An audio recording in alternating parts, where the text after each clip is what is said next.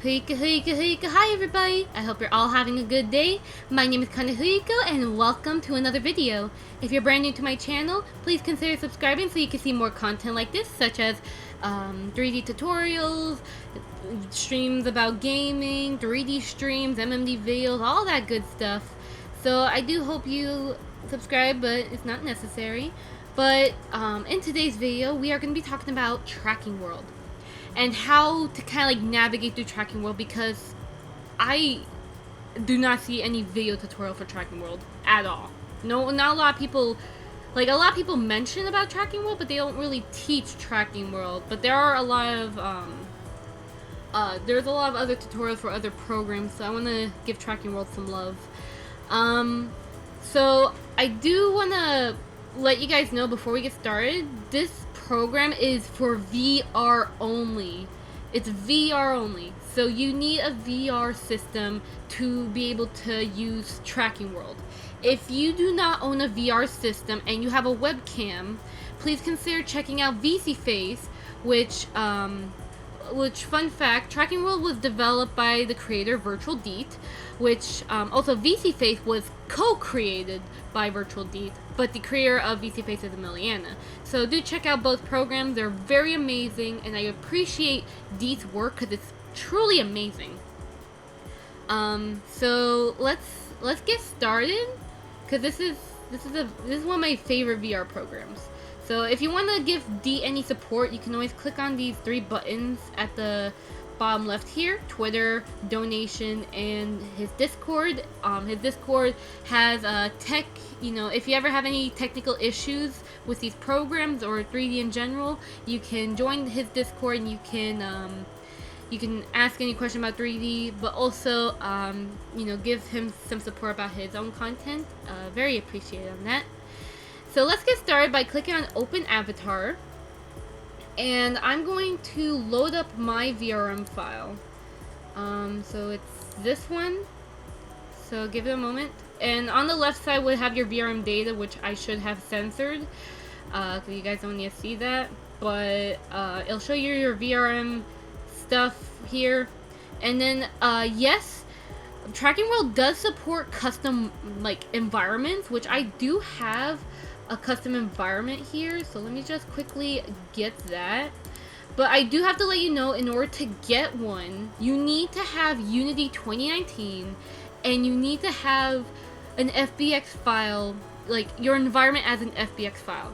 There's actually more details about how to make an environment in the description below on the Tracking World website. I might make a video about how to make it in the future if you guys are interested.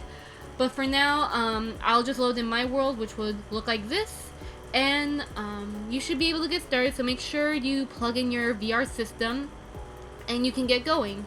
Now, for my case, I do not have my VR system up, so I will continue on the tutorial without the VR, but I'll still describe how to set things up. So let's click on Start, and what you're going to see now, you are going to eventually, after loading, you are going to see your avatar look like this.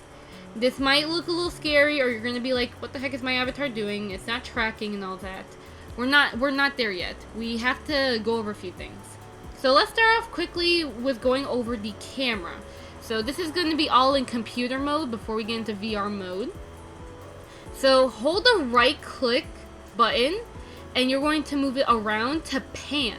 Moving up, down, left, right at a single angle. Just like this. If you want to zoom in and out, you can with the scroll wheel to change the FOV, field of view, of Tracking World to get a more flat look or more perspective-like look. You can also press down on the middle mouse button to rotate around your avatar. This is very convenient. What you can also do as well is you can click on the left mouse button and you can basically kind of rotate, but at the position you're at. So kind of like this. Rotate up, down, left, right. Kind of like the panning, but you're just rotating instead. You can also, in case you are wondering, like where are the settings at and stuff, right here, you see this, it's actually hidden, And the reason why it's hidden is for when you have your green screen or your environment loaded up, you don't want to see the gear always be on the corner. So it is hidden. So on the top right, you're going to click on the gear, and you should have all your settings right here. These are the settings that you will be using to basically set up your setup. Now, what we're gonna do is first you would calibrate your VR system. So this is basically where you have to go into VR mode, and basically once you're in VR mode, to describe it, once you get started and everything, you should be able to see your avatar, and you should see some like gray bars. The gray bars are basically like height movements, like they adjust your height to the character. That way you can have a much better fit and scaling for your character. So make sure that if you are taller than your model, if your model is very small and you're very tall, you can use those sliders to adjust your character. But while you are in VR, once you are having a more comfortable, a comfortable size, you just have to be in this exact pose where your feet are together if you have full body. If you don't have full body, you don't have to worry about where your legs are, but if you do, you might want to worry about that. But when it comes to your arms, you gotta make sure your arms are basically just positioned outward like this, and your head is facing straight. And then there's gonna be a calibrate button, which is gonna be on the left side of your avatar. You would click on the calibrate button, and you will get this time 5, 4, 3, 2, 1, and that's where you would have your VR calibrating. You should start moving around. Like I said, for my case, I do not have my VR system, so that's the case for this. But for my case, it's gonna say T-pose, but when you have VR, it should start moving around and following your every move. So that's something to keep in mind. Now let's say you want to keep your settings without having to redo that over and over and over. You can click on the settings and you can actually save your calibration, and it'll be saved under a file, a specific file, which that file is trclb, which that's only accessible for Tracking World. So you can save it, and then every time you hop onto Tracking World, just load calibration, you should be good. There's also 360 cube map size if you want to do like 360 renders and stuff. I'm not going to really focus too much on 3D renders, but that is something if you are interested in making 360 videos.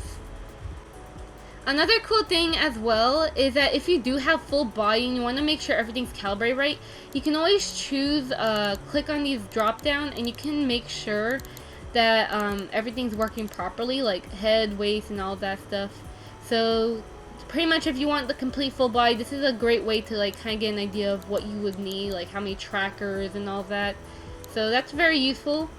And in case you're wondering, the following VR systems that are supported in Tracking World is basically anything that is Steam VR supported. So Oculus, Valve Index, Vive, Windows Mixed Reality, any VR system detected by Steam VR can work. Heck, you can even, if you can get a Kinect 360 to be read in Steam VR with driver for VR, you can actually get that working, and it'll work perfectly fine. There might be some bugs with Kinect, but it'll still work. Now, once you have your VR system calibrated, you can click on the settings, and if you want, you can go straight ahead to doing your VR stuff. But even then, we're not even done, because our avatar's face is not showing any expressions or blinking or anything like that. So we have to make sure to get those ready. So there are something called shortcuts, which allows you to be able to bind anything like your shape keys or your camera positions basically to your keyboard or even your VR controllers. So for example, like Joy, I can bind that to my numpad, and basically when I hold down 1, I will have a Joy expression. Do keep in mind, it's basically like you have to hold it. There is no such thing as a toggle-based hotkeys, which that is something I do hope Tracking World can add. But even then, for a VR system, I would say that definitely this type of hotkey setup is definitely quite useful. So yeah. but I'm on computer, so what can I say?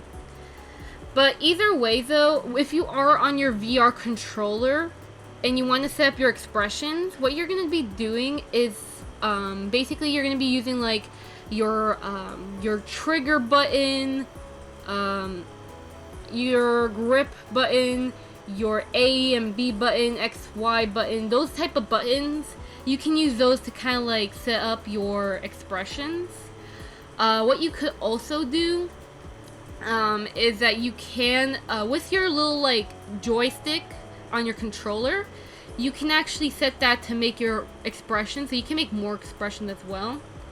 Of course, it depends on your VR headset, so do keep in mind about the finger movements with your VR headset. This really depends on the setup, but go crazy, experiment. This really depends on what you're looking for. Once you have your shortcuts set up, you can also check out your Blendshapes on this tab here.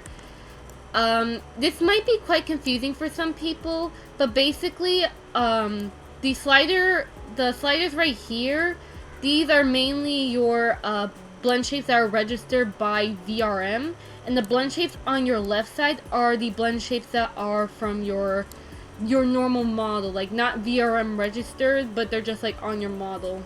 So I hope that avoids confusion. There were some discussion about revamping this, but we'll see what happens. I'm not sure if that'll happen. I'm not sure. That's up to Deat. But this is quite convenient for those who have registered just the VR and Blendshapes, but they still want to use their normal models Blendshapes without registering it as a VR and Blendshap. So that's quite convenient. So yeah, you can click out of that. Now let's get some Lipsync on our avatar though. So what you can do on the audio tab is be able to create some Lipsync. So with audio, with an MP3 file, you can load up some audio and make your character lip-sync to it. Although keep in mind it may not be perfect, so do keep that in mind. It's not going to be the best, but it'll still work in some way. And what you could also do, if you want to use your microphone, you can click on microphone right here. You can set up your microphone to anything you want. I'll set to Blue Snowball. And you can be able to talk. Let me click on that and make sure your volume's all the way up so that way you're talking. And in order to make your mouse move a lot more, you can increase smoothness to make it smoother, and also a little bit of amplification so that way your mouse can move a lot more. And in case you're wondering how my mouse is basically shifting around, I have a tutorial which I will link in the description on how to create something called iPhone DIY Blendshapes, which can be able to allow you to create this type of effect. So do check that out. Now once you have your lip sync done, you can get out of the audio tab, or you can mess with the settings a little more. So let's click out of the audio tab and click on eye control. This will allow you to be able to do basically move your irises or make yourself blink. So you can be able to start blinking by saying some numbers. You can set this to 0.5 if you want. Close duration 0.1 or something. Like, you could do a lot of stuff. It's all up to you. I can set this to 1. Kind of like mess with the settings depending on how you want it. So let me just like mess with the settings a little bit more. Like something like this. This works. So yeah. Something like this can work. You can mess with the settings. It really depends on how you want it. By default, they should have like values in there. For some reason, they didn't load for me. But by default, they should have it. If you don't, you could just always input some numbers and try to experiment with it. The blinking is quite distracting, so I will disable that for now. But blinking is available, so it's really nice. You can control your irises either based off of camera. So you can, have the eye follow the camera like this, which my eyes don't really move that much because of the eye structure. You can move it based off of the mouse like this. Very cool if you want that. Or basically a point where you have basically this little ball thing that kind of just basically just has it where it'll just show where the eyes will look at a specific position. Now once you have your blinking, your eyes set up, you can now move on to camera, which basically here, if you want to do like camera hotkeys, like you want to change your camera view in OBS or something like that based on hotkeys, you can set them up here. So basically I can like set this position, save position as slot 1. So just click on slot 1 and it should save. I've been having issues with Tracking World on this computer for some reason, so I'm not sure why that's the case. But yeah, there you go. Okay, there you go. That's how it works. Okay, there you go.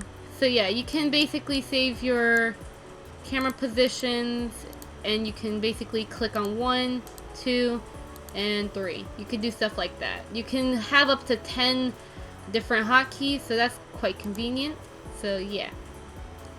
And of course, once you have your camera position saved, you can go to the shortcuts little tab here, and you can basically bind your camera position to the following numbers. So basically, when I press the numbers on my keyboard, they should be able to move like this. So yeah. Now, because I have a custom stage, I do not have access to the light tab. But basically, there are going to be 3 different sliders that will control up, down, left, right, and basically the brightness of your lighting. So keep that in mind. It's quite simple. Mess around with it, and it should work pretty much alright. If you're mainly like an M-Tune mod like this, you don't really have to mess with it too much. But of course, if you want to adjust your shadows, you can. But if you have a custom stage, all the lighting is in the stage itself, which I have a couple lights, one over at this area near that poster, another light somewhere over in this area. I have like 3 lights on this scene, so yeah, keep that in mind.